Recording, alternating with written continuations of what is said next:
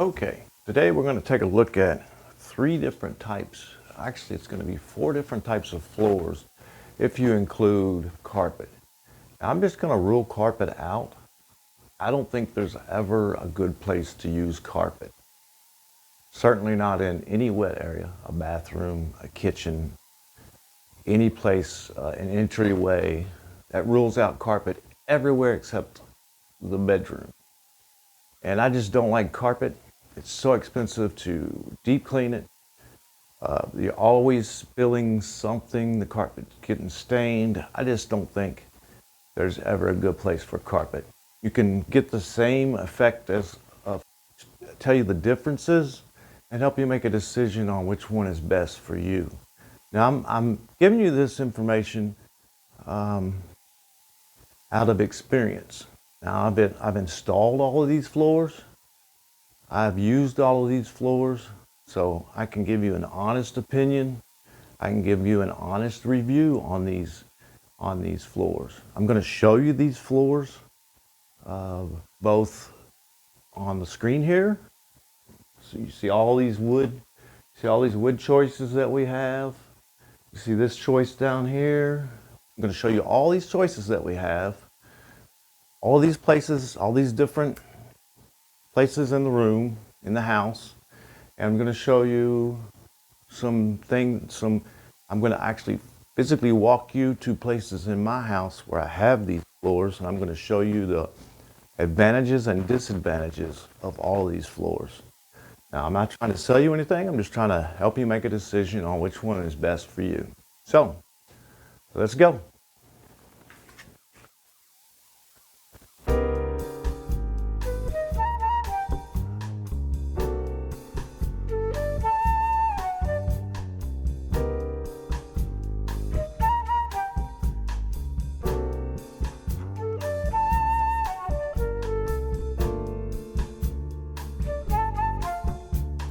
Okay, so I have three of the four floors. I have examples here, and these are pieces that I've had left. And what I do when I finish putting these floors down in my house, I try to always keep enough to make any repairs or match this product up if I need to buy more. So anything that's left over, absolutely I just put up and keep. So over some of these floors with you. This is an engineered floor. I hope this is showing up. What this is it's a click lock engineered floor. There's an actual wood on top of a composite. Sometimes, for instance, this is sandwiched in between two pieces of wood and a composite in the middle. And the advantage of this floor is it is very much like an actual hardwood floor. Now you can get it in wider planks like this. You can even get it in the very wide planks. I think last I saw that was called California or something. But anyway, you can get it in different sizes. The advantages of this over real hardwood is that it's much less expensive. It's much less expensive. And in certain areas of the country and of your house, it can be more stable than actual hardwood floor. A lot of times hardwood floor is not suitable in climates in the south with a lot of humidity, or where you're going to have a lot of going from hot to cold, wet to dry. It's just not a good. This would give you. This would make it possible for you to have a real wood floor, because it's more stable with the way it's sandwiched, the way it's constructed. And if you have to tear it up and replace it, it's a lot less expensive than a real hardwood floor. A real hardwood floor is going to run much higher than this. It's also going to require a lot more installation. So this normally is installed with a a subfloor, and an underlayment. There's all different types of underlayments. So we can get all into all of that later. All right, let's look at the next floor. The next floor would be ceramic tile. This is a actual ceramic floor. I have this floor. I have this very tile, very piece of ceramic in my bathroom. Great option for wet areas.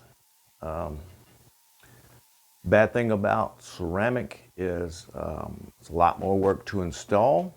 It's much more expensive to install. It's not easy to replace. It takes a lot to get it out. If you watch, I'm going to show you a video of what I had to do to demolition all of my dining room. You can watch those videos at my channel. If you're not a subscriber, if you subscribe, you can take a look. I'll show you how to install all these floors. But you can see me pulling up a ceramic floor, a tile floor.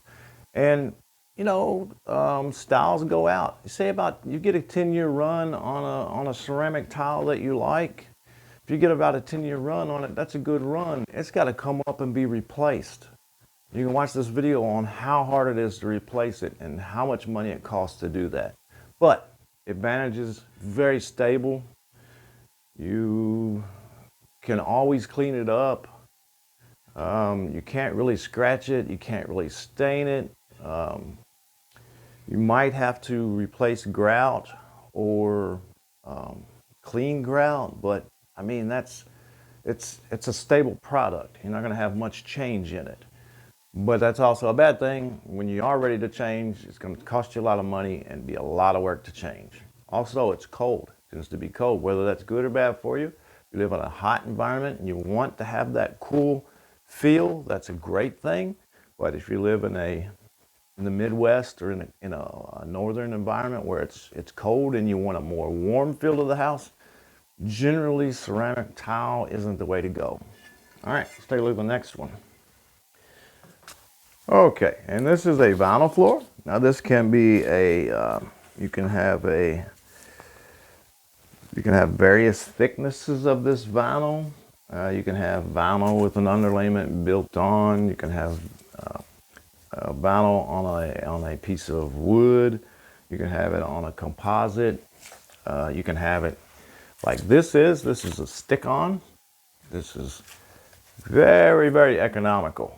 Very economical. Very easy to install. Now this I have installed on a entryway on some stairs that you know, a lot of people don't see. It gets a lot of use though from us. In and out of the water, mud, coming in from taking care of the animals and things. This stuff is really, really durable. You can get all that mud and grime and grit on there and you can pretty much wipe it off and you're done. You can install it basically with a measuring tape and a box cutter, a knife, a utility knife. Pretty much you can install this stuff. You have like I say, you have various thicknesses. I have another version of this upstairs, and I have it in a nursery bathroom. It's much thicker and is much better product as far as it being stable. But all this stuff, kind of the same, good stuff as far as being reliable, easy to install, very cheap. I think this was 99 cents a square foot. Gives it a great look. You can change the look of a room really quick by yourself and inexpensively. Now, I can tell when I walk into a room if it's this type of vinyl floor. You know, I pretty much can see it and feel it, but that's okay. It's okay, and you know, that's what it is. What it is, and this is a really good option. Very easy to install. Now, the other thing that I didn't show you is kind of a mixture. Well, you have. Now, the one thing I don't have here, I've just gone over, is the laminate. Now remember, the laminate is the engineered wood floor with a laminate, a printed surface on the top, and on that surface it makes it very durable. You can get it in all different colors, and it comes in a click lock like this, very much like this engineered wood floor does, but it doesn't have a wood surface on it. So it's better for wet environments or damp environments. It doesn't contract and things as much. So it's a better option for a lot of people. Comes in all different colors, all different styles. But once again, this is an engineered wood floor, but the laminate has a laminated sheet on the top with a printed surface. Okay, it's pretty durable. It is about the same to install as the engineered, because a lot of times it's very much the same. It has almost the click lock, and it has the wood backing, so you use the same tools to install it. It can generally take, because it has a thin coating on the top with that printed section, it can take some water. You can get some water and things on it, much more than the wood can. You can get some water on it. Cleans up pretty good. It can take moving and things that scratch it better than the engineered floor can. But I'm going to tell you a problem with this engineered floor. Now, I hope I'm not jumping around too much. Problem with the engineered floor that I didn't know when I got it was animals. If you have dogs, in my opinion, with me, I have lived with this product. I have it down. And the very first day I had this floor down, I had my beautiful floor down, my dog came in and did a spin around on it and put big gouges in the floor. And I can't get it up. I can hide it a little bit by putting wax on the floor. But if you have dogs, if you have larger dogs, I would say pretty much any dogs. If you have dogs, I don't think you want it. You're not going to want an engineered floor. It's too easy to scratch. Now you can go with the real hardwood. I have a real hardwood floor that is 75 years old, and the dog runs and jumps and slides on it all day and doesn't put a scratch on it. Because it is hardwood, it's real wood. You can put a very durable wax on it and a very durable urethane on it, and the animals don't have any effect on it. So if you're going to have animals, especially dogs in the house, you want a real hardwood, or you want the composite floors. You have the luxury vinyl. Luxury vinyl. Although this is a peel and stick, luxury vinyl would be kind of like this vinyl surface on top of a clickable surface, and it's kind of like a combination between the composite and a vinyl. And a lot of times it'll have your underlayment already on it. It'll have a foam board on the back. Don't believe it when they tell you don't need an underlayment.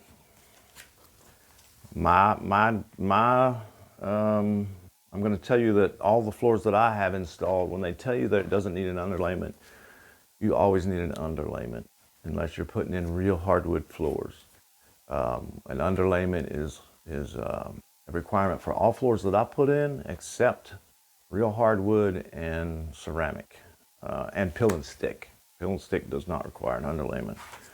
But any of those clickable, click lock floors, they all require an underlayment to be able to lay them properly. Now, we have the ceramic floor. The disadvantage of it is so expensive to replace. You know, styles go out every 10 years. Really quicker than that, but you want to change your style, you want to change the color, you want to change the color of the room, you're pretty much stuck unless you want to pay somebody to come in and rip all this stuff out. And you can watch the demolition video. You can check out my channel, my YouTube channel. You can subscribe, or you can check out my videos where I show you where I took out all of my dining room floors. A huge job. You can take a look at that, and I'll show you how much work it is to get one of these out. And they're very durable, but and they're very cold, so they're good in a hot environment, but not good in maybe the Midwest or northern environment where you want to have a warm room. Okay, now I'm going to show you some of the floors that I have down, and I'll go over some advantages and disadvantages of those. Okay, now I hope you can see these floors good. Just going to show you quickly what some of the floors that I have, and you're going to hear my children in the background. My main job is taking care of twin girls right there, so you're going to hear them during this video. And all right, this is an engineered wood floor, and the only disadvantage that I've seen so far on this floor is animals, dogs in particular. Ayla here is my dog, and she has made a mess of my brand new engineered wood floor 3 hours after I put it down. She ran through and was playing with the cat, and I heard her nails. And you're going to see I have I took a microscope and took pictures of those scratches, and here they are. I'll show those to you. I can't get them out. I can cover them with wax, and it hides them for a week or so. Take back out, and I can't keep putting wax on the floor, so don't know what I'm going to do. But if you have large dogs, actually any dogs at all, I don't think an engineered wood floor is going to be good for you. Try the composite. Try the laminates. The laminate floors. I think a laminate would do real good for you. The only problem with a laminate, and I don't have a laminate in my house, so the only problem with a laminate is that it is going to, once something scratches through that laminate surface, then all you have is that composite wood in the center. Now you can always color that and hide scratches and things just by coloring those scratches. That's an option. Okay, here is once again a look at my engineered hardwood floor. The advantages to this are you get the look of a hardwood floor, and you don't have as much expansion and contraction because you have much less wood, and you have the backing of the composites. You know, the back of this wood is a composite and has a veneer of actual real hardwood. Okay, I'm trying to get a good shot of my bathroom floor that has it has a ceramic tile floor. It's actually not dirty. This is actually the colors of it. It kind of supposed to have a worn look to it. So this is in a bathroom, and it is great. Ceramic is just wonderful for a bathroom or a kitchen. Wet surfaces.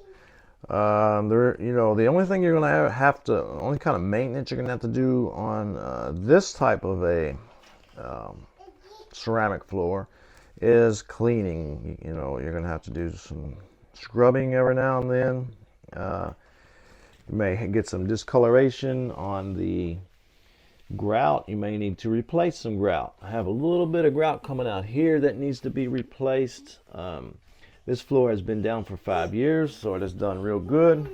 It is a big job to replace these floors when it comes time, so remember that. If you're going to be changing colors and styles a lot, you're not going to want to go with ceramic. But it is a great option in a wet environment. Okay, in my opinion, the best floor that you can get is a real hardwood floor. And this is an example of a real hardwood floor. This hardwood floor is over 75 years old. It could use some attention. It could use some putty and filler in spots where the floor needs to be pushed together a little more, and has some spots that could use repair. But like I say, this floor is over 75 years old. I have been on this floor for 11 years. I have waxed this floor one time. It gets a wipe down and it gets a vacuum every day. It is vacuumed every day. I think they tell you not to vacuum these floors. I even use a vacuum with a beater bar. But it works for me. This floor gets vacuumed every day. It gets mopped a couple times a week, and other than that, it has a one wax job in 10 years. If you have a very heavy traffic area, you may have to put more of a finish on it than that. Now, it originally had a urethane coating put on it.